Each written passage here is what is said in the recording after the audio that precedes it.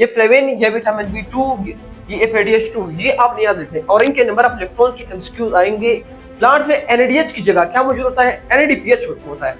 अब वो फॉर्म जो रोटेशन करता है या आयन के ट्रांसपोर्ट करेगा लो से हाई कंसंट्रेशन की तरफ, तो वो फिर ATP इस्तेमाल करेगा। मोनोन्यूक्लियोटाइड वो होता है जिसके अंदर एक नाइट्रोजनस बेस हो, एक पेंटोज शुगर हो। हमारे पास पेंटोज शुगर क्या एक है, ठीक है। और हमारे पास जो नाइट्रोजनस बेस है ये एक, ये ऑक्सीजन किसका है? ये उस कार्बन के OH का है जिसने हाइड्रोजन दिया, ऑक्सीजन रहेगा। और फॉस्फेट के साथ जो OH था, OH क्या हो गया? खत्म हो गया। ATP को हम क्यों इसको energy currency of the cell कहते हैं? क्योंकि इसके अंदर ये जो दो फॉस्फेट है, ये इनके दरमियान जो बॉन्डिंग है, ये जो फॉस्फेट फॉस्फेट ये वाला बॉन्डिंग है, ये हाईली एनर्जी बॉन्डिंग है। अस्सलाम वालेकुम स्टूडेंट्स, उम्मीद है आप खैरियत से होंगे। आज मैं आप लोगों के लिए वेरी इंपॉर्टेंट और लास्ट टॉपिक लेकर आया हूँ, जिसका नाम हमारे पास है न्यूक्लियोटाइड्स। देखिए, अब मैंने पिछले लेक्चर में न्यूक्लिक एसिड आपको पढ़ाया था।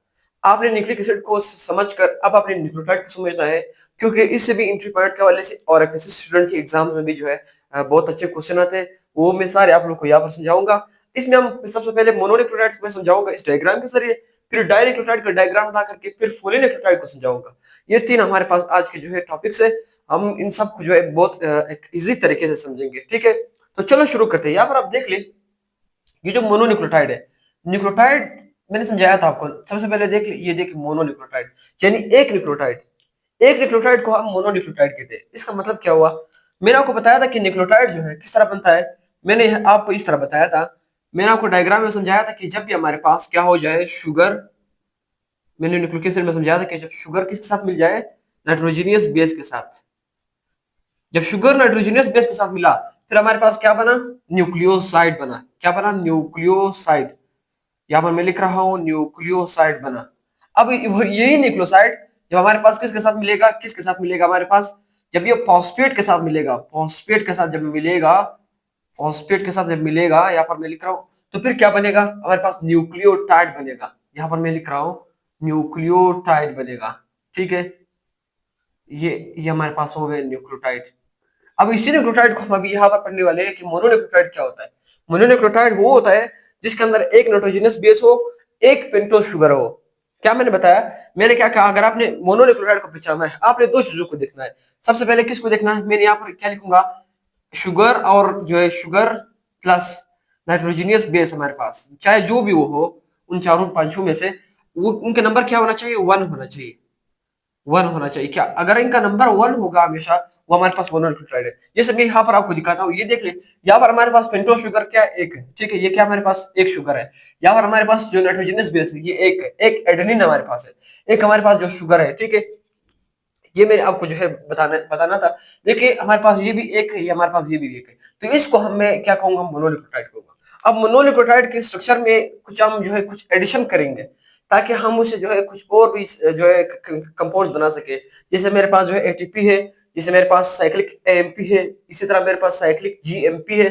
ये जो सब्सटेंसेस है ATP खासकर, ये ATP का स्ट्रक्चर मैंने आपके सामने यहाँ पर ड्रा किया है। अब ATP एक मोनोन्यूक्लियोटाइड है, लेकिन मोनोन्यूक्लियोटाइड इसलिए है क्योंकि एक शुगर और एक नाइट्रोजनस बेस है। लेकिन इस एटीपी के अंदर मैंने फॉस्फेट, जहां पर हम पहले पढ़ते थे एक फॉस्फेट होता था, ठीक है, वो बॉन्ड बना के अगले न्यूक्लियोटाइड के साथ। लेकिन यहाँ पर दो और हमारे पास फॉस्फेट आ गए। लेकिन दो और फॉस्फेट की वजह से हमारा इनसे कोई काम नहीं है। हमारा काम किससे था? नाइट्रोजनियस बेस से और शुगर से। यहाँ पर दोनों एक एक एक, तो हम चाहे इधर आप 1000 फॉस्फेट भी लगा लो, फिर भी आप इसको मोनोन्यूक्लियोटाइड कहेंगे। क्योंकि मैंने क्या शर्त बताया? मैंने कहा अगर शुगर और नाइट्रोजनस बेस एक था, फिर क्या होगा? फिर वो मोनोन्यूक्लियोटाइड है। फॉस्फेट जितने भी आप लगा लो, लगाते जो वहां तक लगाते जो फॉस्फेट। लेकिन यहाँ पर एटीपी, ये किसका स्ट्रक्चर है? ये देख ले, ये जो स्ट्रक्चर है हमारे पास, ये एटीपी का, ये मैंने आपके सामने जो ड्रा किया है। अब ये एटीपी का स्ट्रक्चर है, ठीक है। अब इस एटीपी का स्ट्रक्चर किसी से बना हुआ है? अगर आपसे कोई पूछे एटीपी का स्ट्रक्चर किससे बना है, मैं यहाँ पर आपके सामने लिख रहा हूँ। यहाँ पर मैं लिखूंगा एटीपी हमारे पास जो है वो फिर किससे बनी है। देखिए, पहला इसके अंदर क्या है? पहला यहाँ पर मैं लिखूंगा, पहला हमारे पास इसके अंदर है शुगर। ये हमारे पास क्या है? पेंटोज शुगर है, ठीक है। पेंटोज शुगर है हमारे पास, ठीक है, ठीक है। राइबोज शुगर हमारे पास मौजूद है यहाँ पर। यही पहले ये दूसरा हमारे पास, ये क्या हमारे पास? एडेनिन मौजूद है। ये नाइट्रोजनस बेस है, डबल रिंग स्ट्रक्चर है, ठीक है, डबल रिंग स्ट्रक्चर है। इसी तरह यहाँ पर हमारे पास क्या मौजूद है? 3 फॉस्फेट मौजूद है, ठीक है। यहाँ पर आप देख ले, यहाँ पर देख ले, एक यहाँ पर ये वाला बॉन्ड शुगर और नाइट्रोजनस बेस के दरमियान, ये जो बॉन्डिंग मैंने बताया था आपको, ये इस बॉन्ड को हम क्या कहेंगे? ग्लाइकोसाइडिक बॉन्ड कहेंगे। कौन सा बॉन्ड कहेंगे? Glycosidic bond. मैं यहाँ पर लिखूंगा, इस बॉन्ड को हम क्या कहेंगे? Glycosidic bond. Glycosidic bond, glycosidic, इसको हम ग्लाइकोसाइडिक बॉन्ड कहेंगे, ठीक है। और यहाँ पर आप देख ले एक बॉन्डिंग यहाँ पर हमारे पास मौजूद है, ये देख ले एक फॉस्फेट और शुगर के दरमियान पीओसी बॉन्ड आपको याद रखना है, ये स्ट्रक्चर आपको याद रखना है, पीओसी बॉन्ड। ये देख ले ये स्ट्रक्चर हमें मैं समझाऊंगा कि हमने तो ये समझा कि शुगर और नाइट्रोजनस बेस तो मिल गए, उसने क्या बनाया, न्यूक्लियोसाइड बनाया, ठीक है। न्यूक्लियोसाइड अब जब इस फॉस्फेट के साथ मिलेगा तो किस तरह मिलेगा, यहाँ पर मैं आपको इसको समझाता हूँ। यहाँ पर आप देख ले यहाँ का जो फॉस्फेट, ये जो फॉस्फेट है, इस फॉस्फेट को मैं इस तरह करता हूँ, इस फॉस्फोरिक एसिड के साथ हमारे पास क्या मौजूद है, यहाँ पर उसके साथ मौजूद है OH, ठीक है। इधर तो और फॉस्फेट इसके साथ अटैच है, यहाँ पर ये जो OH इसके साथ अटैच है, इस कार्बन के साथ भी ये जो शुगर का कार्बन नंबर 5 है, कार्बन नंबर 5 इसके साथ भी क्या मौजूद है, यहाँ पर मैं क्या लिखूंगा, OH इसके साथ भी मौजूद है। ये किसका शुगर है, इसका किसका OH, इस कार्बन नंबर 5 का, इस शुगर का, ये वाला जो कार्बन 5 है, ये कौन सा कार्बन है, ये कार्बन नंबर 5 है, ये मैंने यहाँ पर ड्रा किया। अब अभी ये फॉस्फेट और ये किस तरह बॉन्ड बनाएंगे, सबसे पहला सवाल तो ये, यहाँ पर आप देख लिए शुगर अपना क्या देगा, हाइड्रोजन दे देगा, शुगर इसका ये कार्बन अपना OH में से सिर्फ हाइड्रोजन देगा, और ये जो फॉस्फोरिक एसिड है ये अपना क्या देगा, OH देगा। अभी बॉन्ड कौन सा मैंने बताया था, पीओसी बॉन्ड बना, यहाँ पर ये देखिए पीओसी बॉन्ड, देखिए दरम्यान में हमारे पास क्या है, ऑक्सीजन आ गया। ऑक्सीजन किस तरह आया, ये ऑक्सीजन किसका है, ये उस कार्बन के OH का है, जिसने हाइड्रोजन दिया ऑक्सीजन रहेगा, और फॉस्फेट के साथ जो OH था वो OH क्या हो गया, खत्म हो गया, अब POC बॉन्ड बना। अब आपने इस स्ट्रक्चर को क्या करना है, जो है जहन में रखना है, ये मैं 3 स्टार लगा रहा हूँ, ये एमसीक्यू में डायरेक्ट पूछा जाता है कि ये स्ट्रक्चर क्या है, POP है, POC है, COC है, या ऑल ऑफ दीज है, तो आपने बताना है कि POC है, ये आपका एमसीक्यू, आपने इसको करेक्ट कर देना है, ठीक है।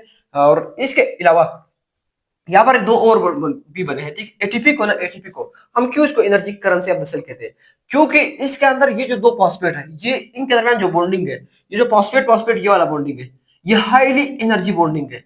क्या मैंने कहा, हाईली एनर्जी बॉन्ड, यहाँ पर मैं लिखूंगा हाई एनर्जी बॉन्डिंग, है हाई एनर्जी बॉन्डिंग है, हाई एनर्जी बॉन्डिंग हमारे पास है, ये तो मैंने समझा दिया। अब हाई एनर्जी बॉन्डिंग क्यों है यहाँ पर, क्योंकि ये बॉन्ड जब बने थे, ये किस तरीके से बने थे, इनके जो एनर्जी है ना, वो पोटेंशियल एनर्जी है, और जो बॉन्डिंग है ना, बॉन्डिंग जो इसके अंदर क्या है, कोवेलेंट बॉन्डिंग है।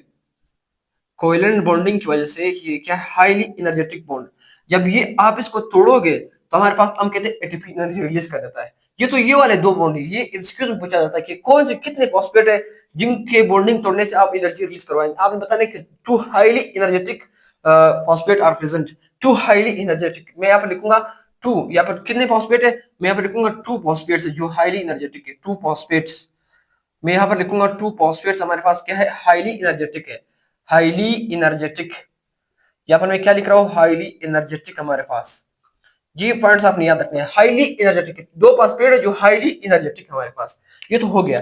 अब ये फॉस्फेट के अलावा जब आप इस फॉस्फेट को तोड़ोगे ना, ये जो फॉस्फेट है यहाँ पर ये देख ले, इस फॉस्फेट को जब आप तोड़ोगे तो क्या हमारे पास क्या हो जाएगा, एनर्जी रिलीज हो जाएगा, यहाँ से क्या रिलीज होगा, एनर्जी रिलीज होगा। यहाँ पर इस फॉस्फेट को भी जब हम तोड़ते हैं ना, हम कहते हैं हमारी बॉडी में एटीपी रिलीज होता है, तो ये जो दो फॉस्फेट है ये टूट कर हमारे पास एनर्जी रिलीज करवाता है, इसीलिए एटीपी को फिर हम क्या कहते हैं, energy currency of the cell.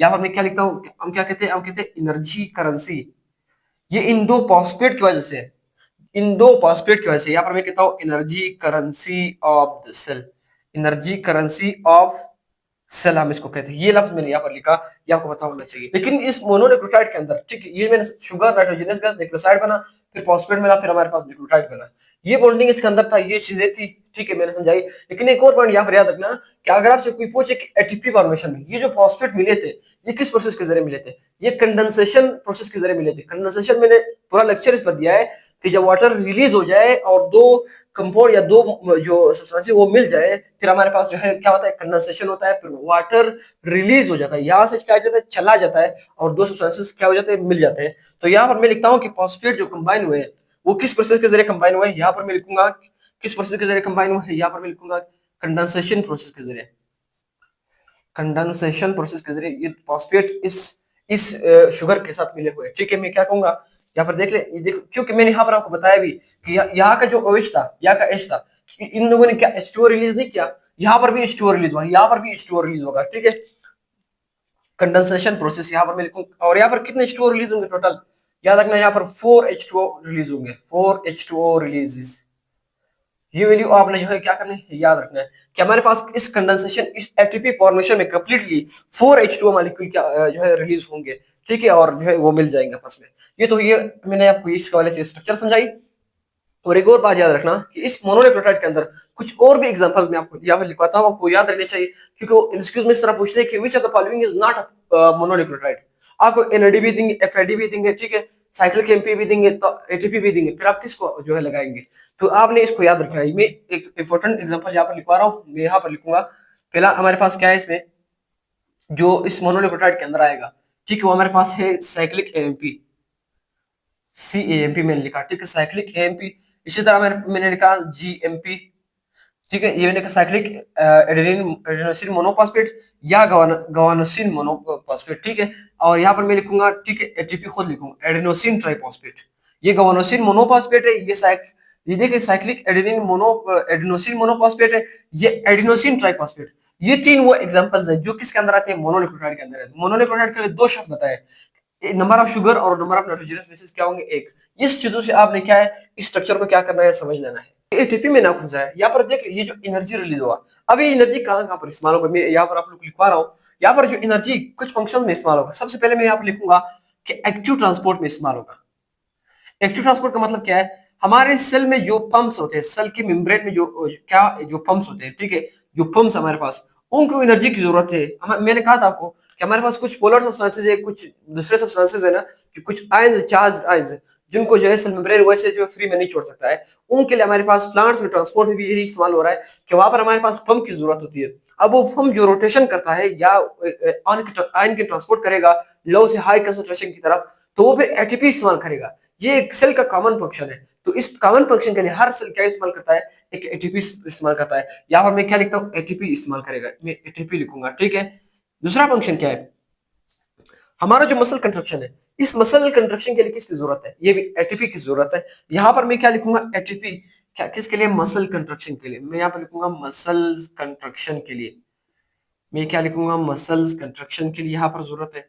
अच्छा, एक और बात आपने याद रखनी है, हमारे बॉडी में जितने भी सेंसेस ऑफ प्रोटीन होते हैं, ठीक है, जैसे अमीनो एसिड हमारे पास मिल रहे होते हैं, अमीनो एसिड जब हमारे पास मिल रहे होते हैं, तो इनको भी एनर्जी की जरूरत होती है। इसलिए मैं यहाँ पर लिखूंगा कि प्रोटीन फॉर्मेशन के लिए भी हमारे बॉडी को क्या चाहिए, एटीपी चाहिए। मैं यहाँ पर लिखूंगा synthesis, synthesis synthesis of proteins. मैं यहाँ पर ये क्या लिख रहा हूँ, साइंथेसिस ऑफ प्रोटीन्स के लिए। एक और फंक्शन भी है इसका, नर्व इम्पल्स। आपको पता है हमारे बॉडी में जो नर्व इम्पल्स हो रहा है, ठीक है, जो हमारे पास न्यूरॉन के जरिए पूरे बॉडी में एक स्ट्रक्चर ड्रा किया है, एक पूरा स्ट्रक्चर है पाँव से सर तक, ठीक है। ये जो स्ट्रक्चर है ना, इसमें जो न्यूरॉन मैसेज ले जा रहा है, ये कोई फ्री में नहीं ले जा रहा है, इसके लिए भी एनर्जी की जरूरत है। मैं यहाँ पर क्या लिखूंगा, मैं यहाँ पर लिखूंगा कि नर्व इम्पल्स, मैं यहाँ पर लिखूंगा नर्व इम्पल्स लिखूंगा।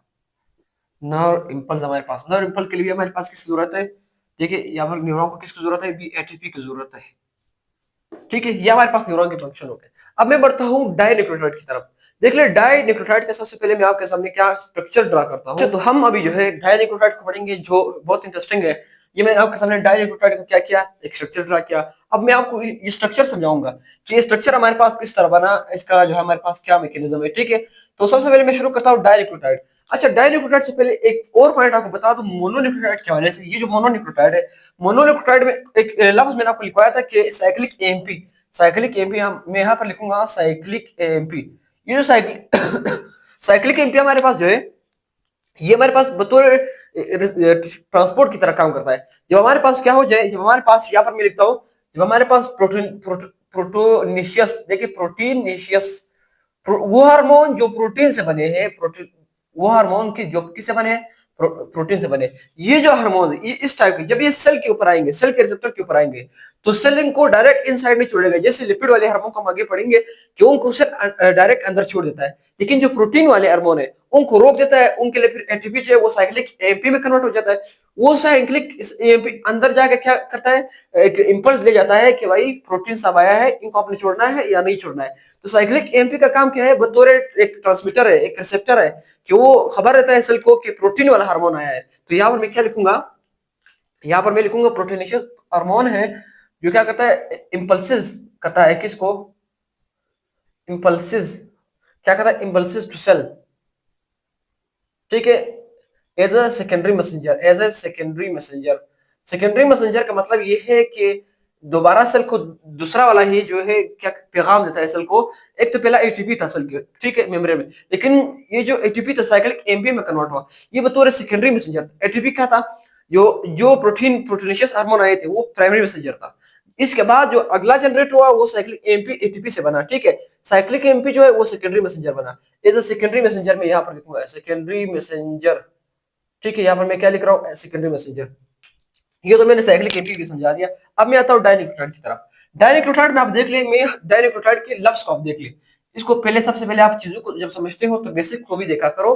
देख लो, डाइन्यूक्लियोटाइड का मतलब ये है कि दो न्यूक्लियोटाइड। मैंने शर्त ये क्या समझाया था, मैंने कहा एक न्यूक्लियोटाइड हो, एक शुगर हो, एक नाइट्रोजनस बेस हो तो मोनोन्यूक्लियोटाइड है।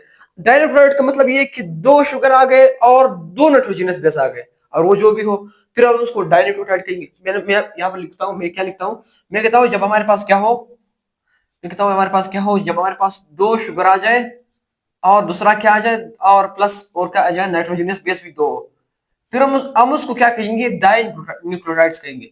यहाँ पर मैंने क्या लिखा, डाई न्यूक्लियोटाइड्स लिखा, ठीक है। ये देखिए two sugars plus nitrogenous base. लेकिन अब इस स्ट्रक्चर में आपको दो शुगर कहाँ नजर आ रहा है, ये जो ब्लैक ब्लैक आपको दिखाई दे, एक ये शुगर है एक ये शुगर है।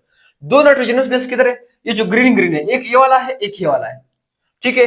लेकिन यहाँ पर हम इस डाइन्यूक्लियोटाइड को पढ़ेंगे, इसमें हम जो है मैक्सिमम हम जो है कोएंजाइम्स को पढ़ते हैं। कोएंजाइम्स कौन से, जो एंजाइम के साथ हेल्प करते हैं, बतौर कोप्रेक्टर काम करते हैं। ये प्रोटीन के अलावा कुछ और स्ट्रक्चर होते हैं, या जो ऑर्गेनिक स्ट्रक्चर्स होते हैं, ठीक है, इनऑर्गेनिक भी हो सकते हैं। लेकिन यहाँ पर हम जो इस एग्जांपल्स में मैं यहाँ पर लिखवाता हूँ, जो मैं स्ट्रक्चर अभी आपको समझा रहा हूँ वो है एनएडीएच। एनएडीएच को हम पढ़ेंगे, ठीक है।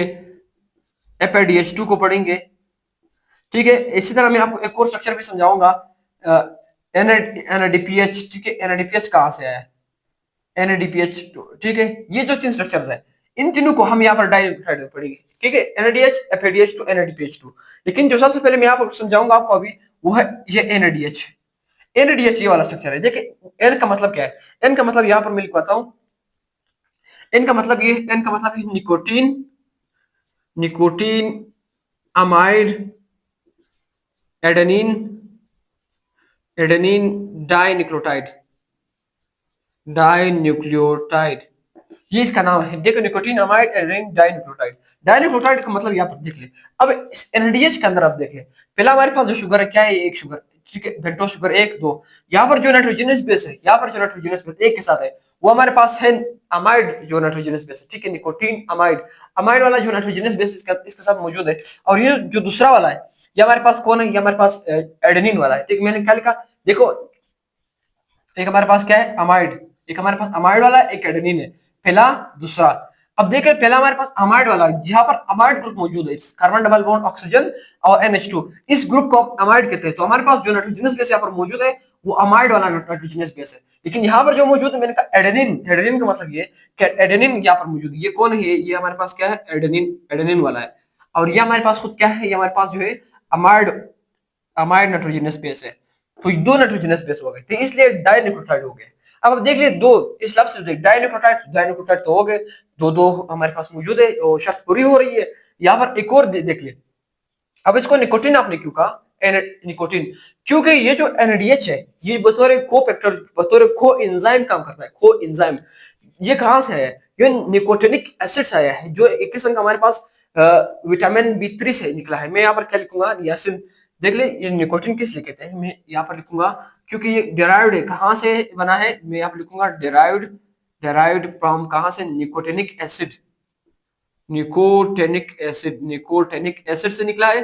निकोटेनिक एसिड खुद क्या है, हमारे पास vitamin B3, vitamin B3, vitamin B3, या आप इसको हम क्या कहते हैं, नियासिन कहते हैं।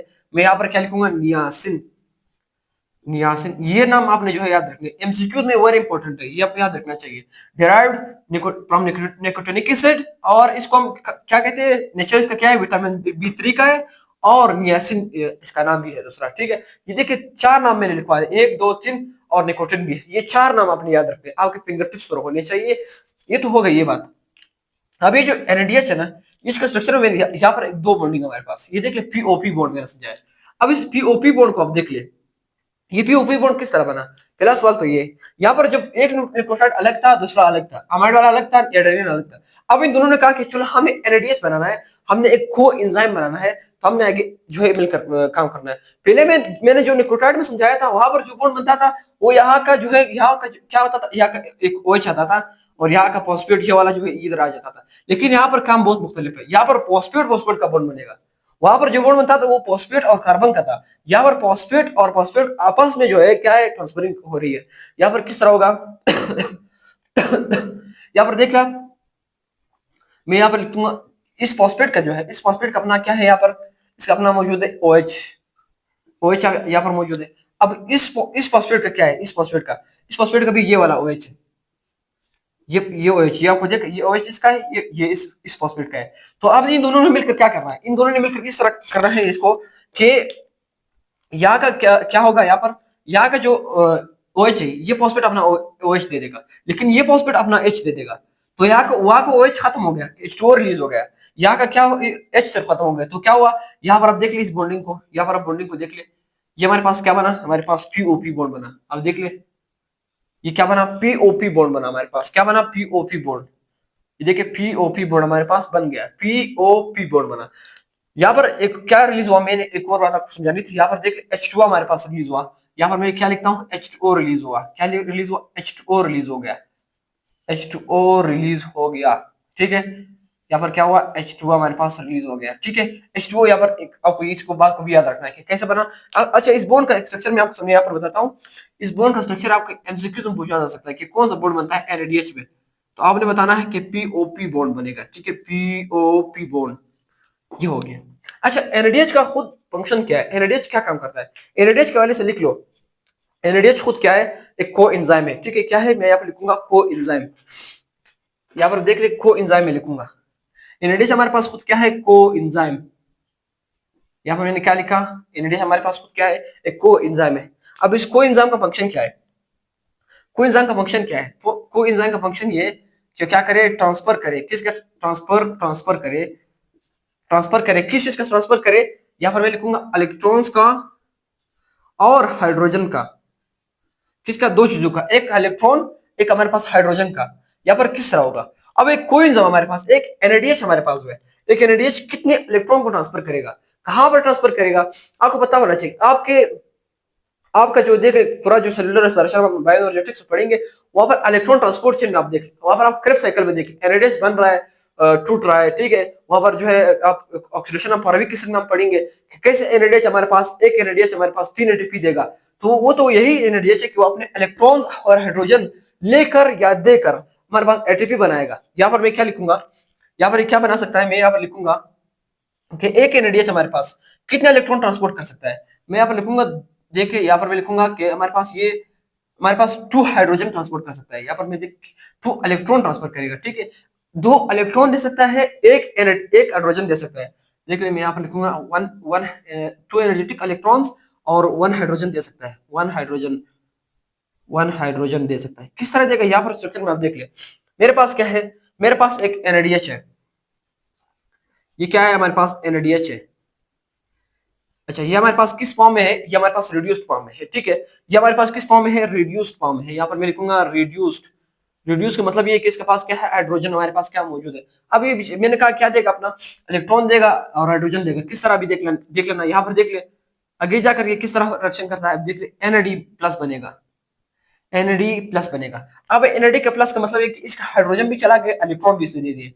ये हमारे पास का कौन सा फॉर्म है, ऑक्सीडाइज्ड फॉर्म है। ऑक्सीडेशन का मतलब क्या है कि लॉस ऑफ इलेक्ट्रॉन और लॉस ऑफ हाइड्रोजन, इसलिए हाइड्रोजन भी लॉस किया, इलेक्ट्रॉन भी 2 इलेक्ट्रॉन लॉस किए, तो क्या हुआ, ऑक्सीडाइज हो गया।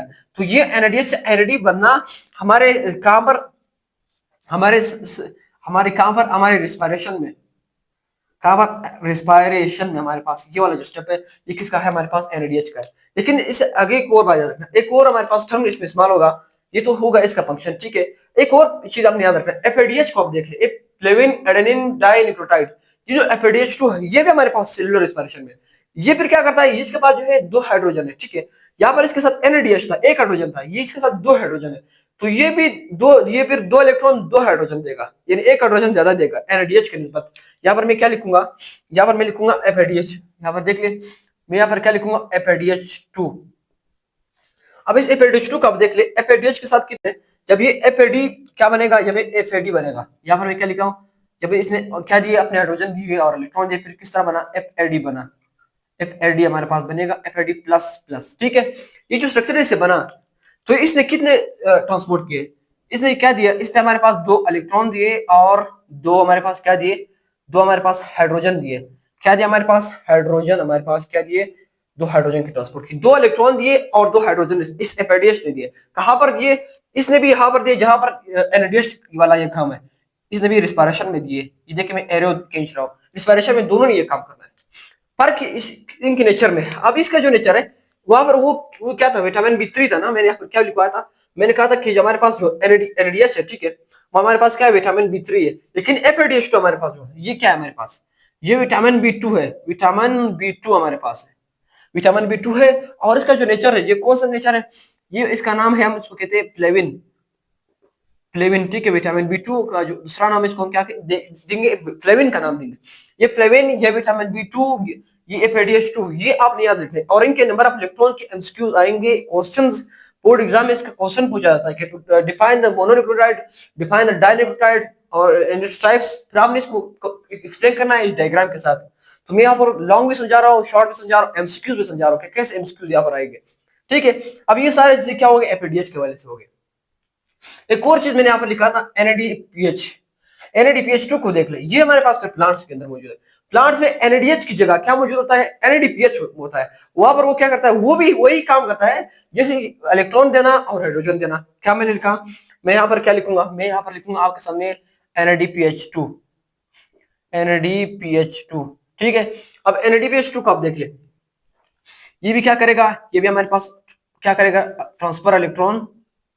जैसे हम इसको क्या पर पढ़ते हैं, हम इसको लाइट डायरेक्शन में पढ़ेंगे, क्या किस तरह पेरोडक्शन से बतौर जो इलेक्ट्रॉन क्या करेगा, ले लेगा। यहाँ पर मैं क्या लिखूंगा, ट्रांसफर इलेक्ट्रॉन्स एंड हाइड्रोजन। कहां पर हमारे पास, प्लांट्स में, प्लांट्स में जो है NADH नहीं होता है, क्योंकि वहां पर क्या होता है, NADPH2 होता है। NADPH वो भी निकोटीन अमाइड, ठीक है, एडेनिन डाइन्यूक्लियोटाइड फॉस्फेट, ठीक है, ये इसका नाम है और ये इसका क्या है, फंक्शन है प्लांट में। तो स्टूडेंट्स, ये तो हो गया हमारा आज का लेक्चर, और मुझे उम्मीद है आपको बहुत जबरदस्त तरीके से लेक्चर समझ आ गया होगा। अगर आपका टॉपिक के हवाले से कोई भी क्वेश्चन है तो आप मुझे कमेंट बॉक्स में बताइएगा, मैं आपको जो रिप्लाई करूंगा। और इसी के साथ साथ हमारे चैनल को लाइक करें, सब्सक्राइब करें, शेयर करें अपने दोस्तों के साथ, और मिलते हैं अगले इंटरेस्टिंग लेक्चर के साथ। थैंक्स।